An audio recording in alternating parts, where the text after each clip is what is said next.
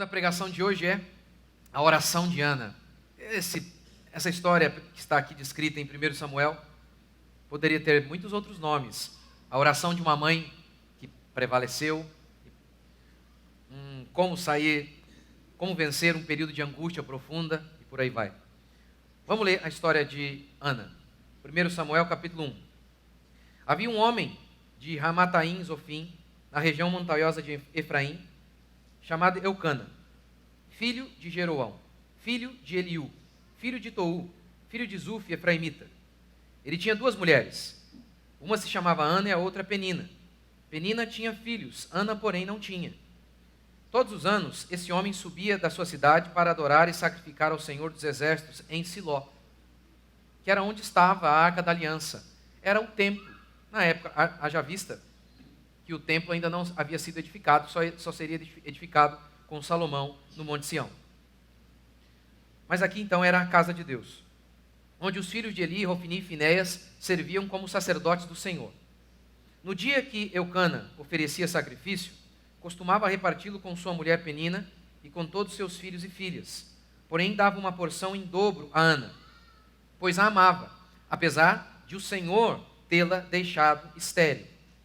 Mas sua rival a provocava muito, a fim de aborrecê-la, porque o Senhor a havia deixado estéril. Isso acontecia todo ano, quando subiam à casa do Senhor. Então, o que parece pela narrativa é, todo ano ela passava essa humilhação. Quando subiam à casa do Senhor, Penina provocava Ana, que então chorava e ficava sem comer.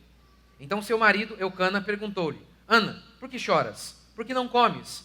Por que o teu coração está tão triste? Não sou eu melhor para ti do que 10 filhos? A autoestima dele era bem elevada. Verso 9. Depois que comeram e beberam em Siló, Ana se levantou. Nessa ocasião, o sacerdote Eli estava sentado numa cadeira junto a um pilar do templo do Senhor. Com a alma amargurada, Ana orou ao Senhor e chorou muito. E fez o seguinte voto: Ó Senhor dos exércitos, se deres atenção à aflição da tua serva, se lembrares de mim e não te esqueceres da tua serva, mas lhe deres um menino, eu o dedicarei ao Senhor por todos os dias da sua vida. E navalha não passará pela cabeça dele. Ou seja, a situação de uma mulher que não tinha filho era tão desesperadora que ela estava disposta a ter um filho e não ficar com ele. Tamanha era a situação de miséria e de angústia de uma mulher ser estéril naquela época. Verso 12. Enquanto ela orava ao Senhor, Eli observava os seus lábios. Como Ana orava em silêncio, seus lábios se moviam, mas não se ouvia sua voz. Por isso, Eli pensou que ela estivesse embriagada. E lhe disse: Até quando ficarás embriagada? Deixa de beber vinho. Mas Ana respondeu: Não, meu senhor, sou uma mulher angustiada. Não bebi vinho nem bebida forte, mas derramei a minha alma diante do Senhor.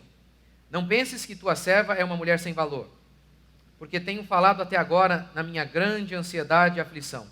Eli lhe respondeu: Vai-te em paz, e o Deus de Israel te conceda o pedido que lhe fizeste.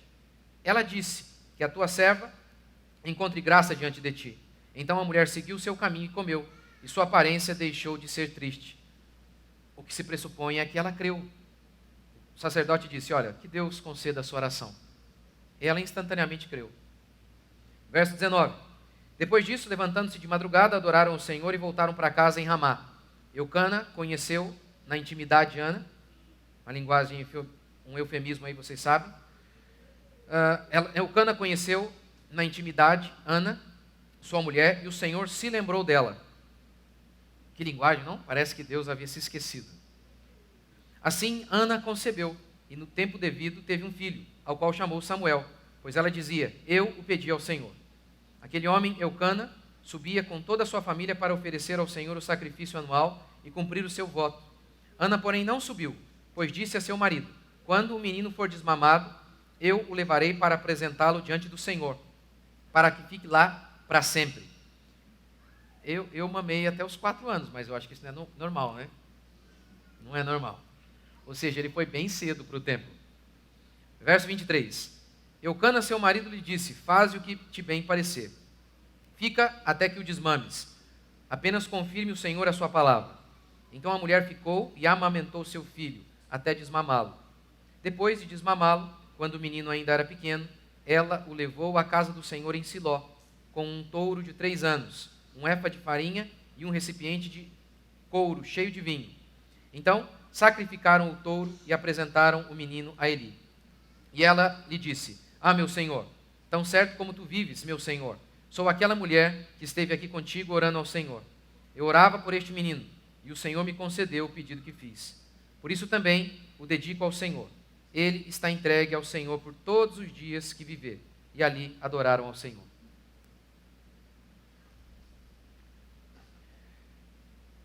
Esse texto narra a história de uma mulher com uma angústia profunda. Esse texto também narra uma mulher que foi constantemente humilhada, mas que, por meio de oração, por meio da fé em Deus, ela enfrentou seus desafios, ela superou a sua angústia. A amargura de Ana, a amargura profunda de Ana, tinha a ver com a esterilidade. A sua pode ser com seu filho, com seu marido. A sua pode ser em relação a qualquer outra circunstância que te aflige. 1 dia, 2 dias, por anos. A angústia de alguém que nasceu para fazer algo, mas parece que esse algo é impossível de se realizar. A única função para muitas mulheres era essa era a perspectiva de muitos naquela época.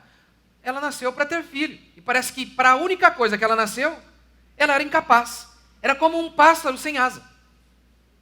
Às vezes nós lidamos com coisas assim, com desejos que são desejos legítimos, vocação que Deus nos deu, e parece que a vocação que Deus deu para nós parece impossível de se concretizar. Essas experiências nós temos. Aqui eu estou falando não dos desejos humanos, mesquinhos, baseados no desejo de impressionar alguém, mas naqueles desejos que são legítimos e colocados no nosso coração pelo próprio Deus, como era o caso de Ana. Foi Ana que esteve ali, mas podia ser eu e você. E foi Deus quem deixou Ana estéril. E foi o próprio Deus quem a tornou fértil. Portanto, como que nós lidamos com as nossas angústias, os nossos desejos não satisfeitos, aquela vocação, aquilo que parece que a gente nasceu para ser aquilo, mas parece impossível de acontecer? Sobre isso que eu quero falar hoje. A primeira coisa que a gente tem aqui na história de Ana é que ela vivia num período de apostasia.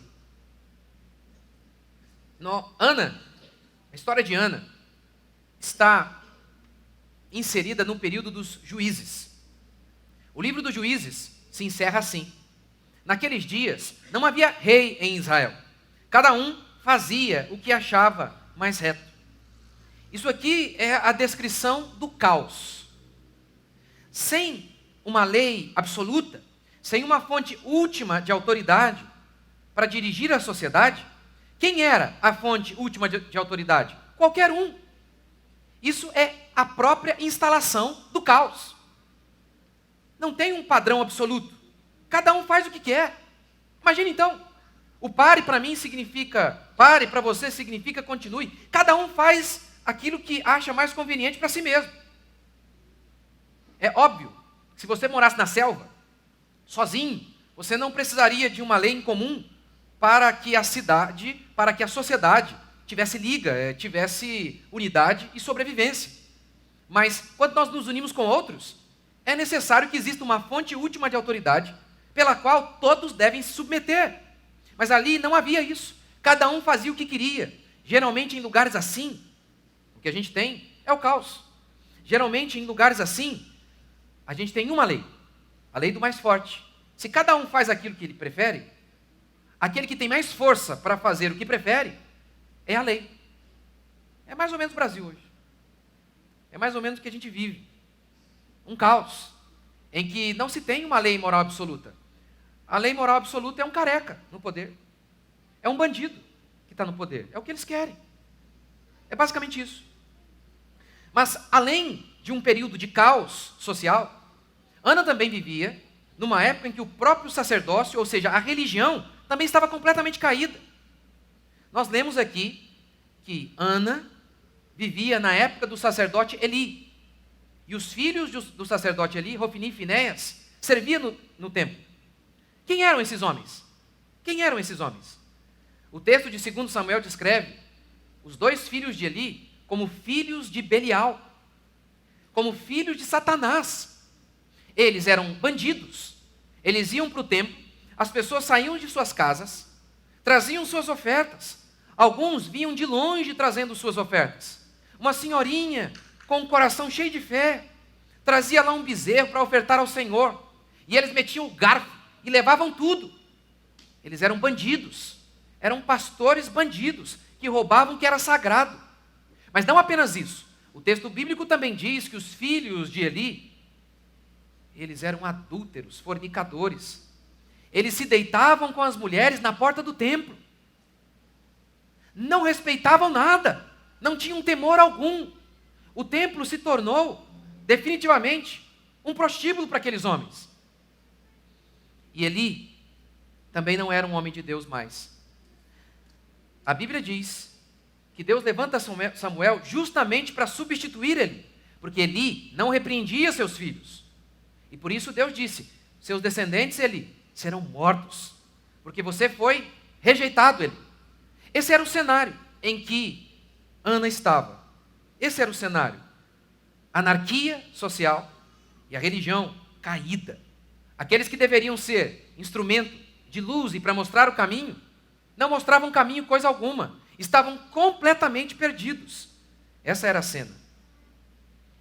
Quando nós olhamos para o nosso país, é algo parecido. Judiciário que solta bandido e prende senhora com Bíblia. É um país que o homem sai da cadeia diretamente para governar o país. É nesses contextos que a frase de Rui Barbosa é verdadeira. De tanto ver triunfar as nulidades, de tanto ver prosperar a desonra, de tanto ver crescer a injustiça, de tanto ver agigantarem-se os poderes nas mãos dos maus, o homem chega a desanimar da virtude, a rir-se da honra, a ter vergonha de ser honesto. Rui Barbosa não concluiu, mas eu concluo. E eles chegam a perder a fé. Será que vale a pena fazer o que é correto? Será que vale a pena levar as nossas vidas, praticar os nossos votos, cumprir os nossos votos, já que os próprios sacerdotes não fazem, já que os próprios juízes vivem no erro e na bagunça, se a própria sociedade é instalada no caos, se nós estamos submersos na lama? Ana não se importou. Nem Ana, nem seu marido. Porque apesar de aqueles homens serem o que eram, apesar disso, diz o texto bíblico que todo ano Eucana ia e fazia os seus sacrifícios. E Ana não deixou de crer. Essa é a verdade sobre nós. A verdade é que em boa parte da história do povo de Deus, o povo de Deus esteve inserido em um contexto de apostasia. O povo de Deus esteve inserido em um contexto em que o governo era maligno, corrupto. Ora, vejamos a história da igreja primitiva. Os romanos eram depravados. Os romanos viviam debaixo de um caos. O homossexualismo existia por todos os lados. A perversão sexual era a regra. Imperadores malucos, doidos. Um deles casou com o jumento dele. Você lembra disso? Foi lá e colocou o asno dele. Falou: aqui, ó, vou casar com o meu asno. Um absurdo. Os cristãos viveram nesse período em que matar um ao outro era lazer. As pessoas iam para o Coliseu Romano para assistir um esporte. Que esporte? A carnificina. Por exemplo, a igreja de Corinto. Na cidade de Corinto havia o templo a deusa Afrodite. Havia mais de 1000 prostitutas cultuais. Era um período de tamanha decadência moral que não é que havia perversão sexual, mas a perversão sexual era algo sagrado. Historiadores relatam que em várias casas romanas havia todo tipo de monumento pervertido, sexualmente falando. Esse é o contexto em que a igreja estava. Esse é o contexto onde a imoralidade reinava, onde a sensualidade estava por todos os lados. Não é assim que nós estamos hoje. As mulheres estão loucas, malucas. Você está na rua e a mulher está de top, gente. Aqui, ó. Porque você sabe, né? Não é normal também em praia. Não deve ser. Mas o cara vai para a praia, ele já usa a calcinha, né? Porque biquíni é calcinha. Já no meio da cidade já também. Então, via de regra, cidades litorâneas são piores. Aqui, gente, na nossa cidade, é uma loucura total. Mas para Ana, a perversão que a cercava, a incredulidade que a rodeava, não fez de Ana alguém, para quê? Já que a maldade reina, nós chegamos a desanimar da virtude. Ana não. Ana não desanimou. Já que os maus prevalecem, nós rimos da honra. Temos vergonha de sermos honestos e crentes. Ana não. Mesmo quando os políticos eram ruins e os pastores eram ainda piores, Ana era fiel. E seu marido também. Por isso Deus a ouviu.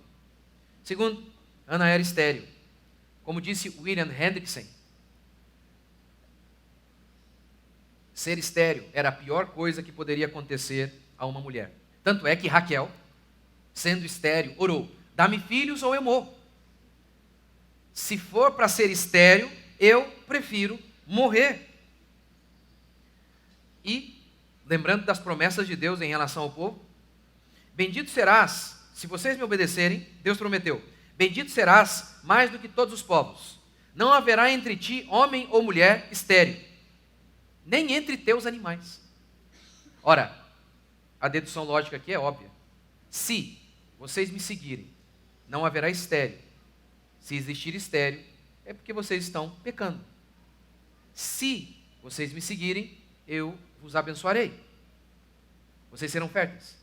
Se vocês não me seguirem, eu vou amaldiçoar vocês. Vocês serão estéreis. É óbvio, portanto, que as pessoas olhavam para Ana e diziam: vai ali uma maldita. Vai ali alguém que não tem fé em Deus, que vai ao templo todo ano. Que adianta? Todo ano ela sobe para adorar a Deus com o marido dela. Parece tão fielzinha. Pensa que nos engana? Ela é maldita. É óbvio que ela é maldita. Ana era estéril. Ana era humilhada. Mas sua rival a provocava muito, a fim de aborrecê-la, porque o Senhor havia deixado estéril. Ela era humilhada na rua. Ela era humilhada em casa, porque a rival, Eucana tinha outra esposa, a rival a humilhava. E ela era humilhada na igreja também. Porque ela chega um dia profundamente piedosa, faz uma oração profundamente sincera, linda, genuína. E o pastor fala para ela o quê? Ô mulher, e essa cachaça aí? O que é isso, mulher? Em todo lugar, o marido também. E o marido era ótimo marido. A amava, dava porção dobrada para ela, mas também não conseguia compreender as angústias dela. Por que você chora? Você não precisa de filho. Você tem a mim. Eu não amo você. Eu não tenho suprido você em tudo. Veja, os homens não fariam isso. Eu dou porção dobrada para você. Eu amo você, você não precisa de criança. Em todos os lugares as pessoas não a entendiam. Até aqueles que a amavam não a compreendiam. Não entendiam a angústia dela. E, portanto, por todos os lados, ela sofria. Sem o apoio dos outros. O marido não apoiava, a rival a irritava, o pastor pensava que ela estava bêbada. Eu sei que às vezes a gente fica com raiva dos outros, mas tudo isso aqui estava debaixo do controle de Deus. Porque pense, o próprio pastor, ele era infeliz, aquele pastor, bem infeliz. Mas o coitado, a mulher estava no estado de tamanha angústia de alma, que parecia mesmo que ela estava bêbada. O marido dela, o texto diz que a amava, o texto diz que dava porção dobrada para ela. Mesmo assim, ele não entendia e aumentava a angústia dela. Ao falar aquelas coisas, ela não respondia. O texto não diz, pelo menos, que ela respondia.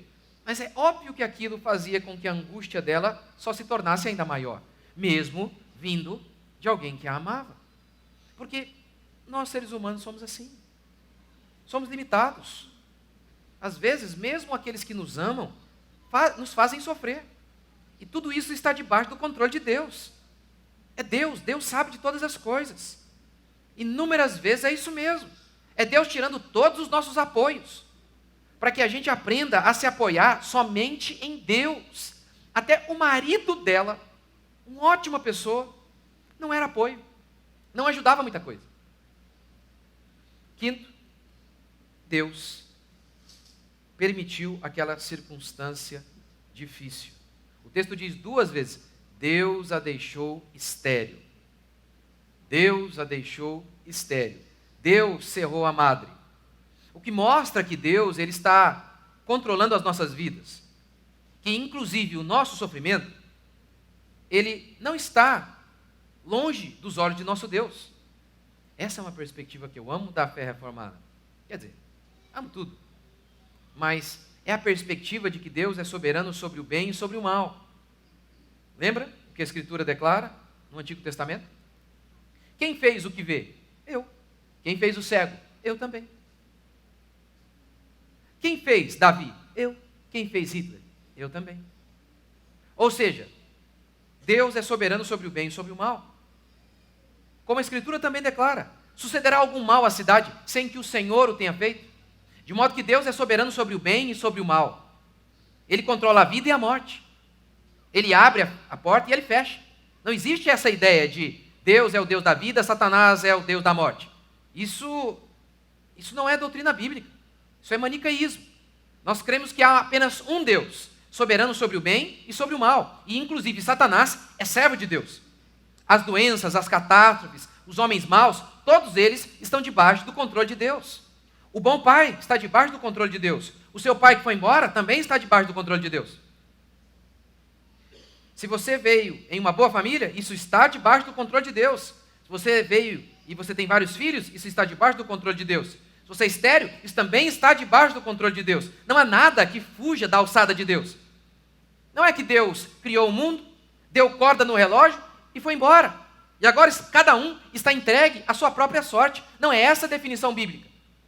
A definição bíblica é que Deus orquestra cada esfera das nossas vidas. E o melhor exemplo disso é aquele texto citado milhares e milhares de vezes. Nenhum fio de cabelo cai sem a permissão divina, mostrando que Deus é soberano sobre os mínimos detalhes das nossas vidas. Nós estamos onde nós deveríamos estar. Ele controla cada circunstância, inclusive a esterilidade de Ana, inclusive o seu filho, inclusive o seu marido, sua esposa, inclusive o seu salário, inclusive o seu presidente. Ele é soberano. Agora, o que Ana fez diante de tudo isso? Ela fez a única coisa que é possível fazer quando ninguém pode fazer nada. Ela orou. Ela creu. Ela confiou em Deus. Ela confiou em Deus. E que coisa poderosa. O sacerdote Eli, havia sido rejeitado por Deus. Os filhos dele eram filhos do capeta. E esse sacerdote, olha para a mulher e fala: que Deus te abençoe. E Deus usa aquele cara perdido e caído para abençoar Ana. A fé de Ana derrotou tudo. Venceu a rival, venceu a esterilidade, venceu inclusive o mau pastor. Quando há alguém com o coração quebrantado mesmo, cheio de fé, é isso, não interessa se não tem juiz, se não tem sacerdote bom que preste, não interessa, alguma coisa Deus faz. Onde há alguém com o coração cheio de fé, uma fé genuína, uma fé que não desiste, porque dia após dia, ano após ano, aquela mulher insistia. Quando há alguém assim, Deus se compadece. E ela orou. Ela orou com amargura. Diz o texto, com alma amargurada, Ana orou ao Senhor. E chorou muito. E diz o texto que ela, cada ano, a rival a provocava e ela não comia. Ela perdeu a fome, não a fé. Meus queridos irmãos, você imagina a Ana hoje, no templo? O pastor não ia olhar para ela e falar: mulher, está bêbada. Não. Sabe o que eles iam falar? Mulher, Você já tomou o seu Prozac? Você parou de comer, está doente. Doença, depressão. Não. Profundamente amargurada, sem comer, que seria o diagnóstico da depressão. O que ela fez?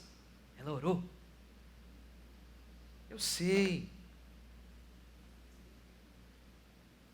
Eu falo, muitos pastores não creem. Vocês não creem, eu sei disso. Vocês nunca oraram assim, amargurados? Profundamente amargurados? Vocês já passaram fome? Já perderam dinheiro? Vocês nunca enfrentaram isso? Ou vocês enfrentaram? Vocês não acreditam que Deus pode trazer consolo? Mas eu acredito. Eu acredito nisso aqui. Eu acredito porque eu já vivi isso aqui. De você estar tão angustiado, tão amargurado, de você não ter força nem para falar. É isso mesmo. É por isso que ela nem falava. É aquela angústia tão profunda que você não consegue nem verbalizar. É aquela angústia tão profunda, que somente uma lágrima para expressar isso. É o que aconteceu com essa mulher. Ela perdeu a fome, não a fé. Ela estava amargurada, profundamente amargurada. E fez o que com essa amargura? Levou diante de Deus. É o que a gente precisa aprender a fazer. E aprender a confiar que Deus, Ele ouve o seu povo. Ele pode não fazer o que você está querendo, mas alguma coisa Ele sempre faz. Ele consola, Ele fortalece. Alguma coisa Ele sempre faz. Ele é soberano, Ele sabe o que é melhor para nós, mas Ele sempre ouve uma oração aflita. Eu habito no alto e sublime trono, mas eu também habito com o contrito e quebrantado de coração. Como, por exemplo, com Paulo. A amargura de Paulo era profunda. Ele usa um espinho na carne para retratar a angústia dele. Ele disse que após ter sido arrebatado ao terceiro céu, ele desceu e Deus, para que ele não se ensoberbecesse, colocou um espinho na carne, o mensageiro de Satanás, para esbofeteá-lo. Há um debate profundo sobre o que é isso. Eu acho que é irrelevante. Eu acho que ele não falou o que de fato era, que talvez era literal mesmo o capeta, porque o texto diz isso. Tinha um demônio que batia nele. Um demônio batendo nele. De qualquer forma, ele usa essa figura de linguagem, essa alegoria para representar o que ele está vivendo. Essa metáfora. Espinho na carne. Se você já teve um espinho, você sabe, é uma dor contínua. É uma dor contínua. Mas aí, olha o que Deus fala para Paulo quando Paulo diz: Senhor, livra-me, tire o espinho. O que Deus diz para ele? Não, porque o meu poder se aperfeiçoa na sua fraqueza. Eu vou deixar esse espinho, porque é através desse espinho que você se torna fraco, e é quando você é fraco que você é forte. E aí Paulo diz: amém, graças te dou. Eu não sei o que Deus vai fazer com você. Ele pode tirar o espinho, no caso de Ana, ele tirou. Ele tirou o espinho dela. Vou te dar um filho. E não apenas um filho, um dos homens mais importantes de Israel. Mas com Paulo, Deus disse: não, eu vou deixar essa sogra aí, terrível, com você. Mais um pouquinho. Não vou convertê-la. Não. Ela vai continuar sendo esse espinho aí. Eu vou quebrantar você através dela. Oh, aquele cônjuge difícil. Eu vou deixá-lo um pouquinho assim ainda. Eu não sei o que Deus vai fazer, mas eu sei que alguma coisa Ele faz. Ou Ele tira o espinho, ou Ele lhe dá o seu espírito. Mas alguma coisa Ele sempre faz quando nós, de maneira aflita, quebrantada, oramos a Ele. Alguma coisa Ele faz. Alguma coisa Ele faz. E Deus, Ele exalta os humilhados. Ela era estéril, Deus o fez fértil, não apenas fértil, mas mãe, simplesmente, de Samuel. Samuel, 2 livros com o nome dele. Não é pouca coisa não, hein? Samuel. Quantos mil anos se passaram? Estamos falando de Samuel. Não é pouca coisa. Não é pouca coisa. Lembra da oração de Maria? Maria, mãe de Jesus? O Senhor derrubou os soberbos e exaltou os humildes. Foi a oração dela. Jesus, quem a si mesmo se exaltar será humilhado, e quem a si mesmo se humilhar será exaltado. Essa é uma história que se repete. Você vê isso na Bíblia várias e várias vezes. Mulheres estéreis, que não tinham filhos, não tinham capacidade de ter filho, mas elas acabam se tornando mães, e não mãe de qualquer um. Essa história se repete várias vezes. Várias vezes se repete a história daquele que é tirado, como Davi, lá de trás, das ovelhas de seu pai, ninguém via, e é colocado no trono. É o José, que sai da cadeia para o trono, que havia sido humilhado e traído pela sua própria família, e agora é honrado, reverenciado pela sua própria família. Essa história é a história do povo de Deus, é a promessa de Deus para o seu povo. Todos aqueles, diz Paulo em Romanos 2,9, todos aqueles que pecam, tribulação e angústia virão sobre eles, mas aqueles que fazem o bem, glória, honra. Essa é a promessa de Deus para todos nós. Ora, isso não significa que receberemos tudo isso aqui em vida. Como disse Paulo, se a nossa esperança em Cristo se limita apenas a esta vida, somos os mais infelizes dos homens. De modo que, por exemplo, Paulo mesmo, ele morreu não cheio de glória, mas como um herege, como um traidor da sua nação, decapitado numa cadeia romana, abandonado por todos, diz Paulo. Todos me abandonaram, sem dinheiro, sem prestígio. Assim terminou Paulo. Mas Paulo morreu numa cadeia romana, entretanto ressuscitou na glória. Lembra quando Jesus falou para os fariseus que davam suas esmolas e tocavam trombeta? Ou seja, davam a esmola anunciando para todo mundo. Para todo mundo. Para que todos o vissem. Lembra o que Jesus disse? Não façam isso. Porque esses aí já receberam a recompensa deles. Mostrando assim que parece que o melhor é receber a recompensa lá. Eu estava falando hoje com meu filho, não tenho certeza sobre essa pessoa, mas se não é verdade sobre ela, é verdade sobre todos nós, quase todos nós. É um cara que ele vive dizendo, eu não ligo para o que os outros pensam, eu não ligo para o que os outros pensam. E aí, é um cara famoso, e eu por coincidência ouvi falando isso, eu não ligo para o que os outros pensam, eu não ligo para o que os outros pensam. E aí logo em seguida apareceu um vídeo dele para mim, ele numa cerimônia pública em que ele estava sendo homenageado por todos. E ele chorava copiosamente. Eu falei, mas se você não liga para o que os outros pensam, quando as pessoas te xingam, então você não liga para o que os outros pensam. Mas você também não ficaria muito feliz quando o público te elogiasse, porque você não liga muito para o que os outros pensam. Mentira. As pessoas ligam. Como ligam? E como inúmeras vezes acham que a redenção delas se dará nesse dia. Lembra? Tem aquele... Já assistiram Todo Mundo Odeia o Chris? A mãe do Chris, a Rochelle, aí tem um episódio lá, que ela se vê assim, a rainha, e todo mundo a enaltecendo, o marido dela, vestido lá de oficial da marinha, alguma coisa assim, e todo mundo a enaltecendo. É o sonho básico de todo homem. Que o mundo veja e que eu seja glorificado aqui. Mas a perspectiva cristã é lutar contra esse desejo natural e desejar a glória, a exaltação que vem de Deus. O que você prefere? Ser elogiado por homens malignos e pequenos e um elogio que amanhã não significará mais nada?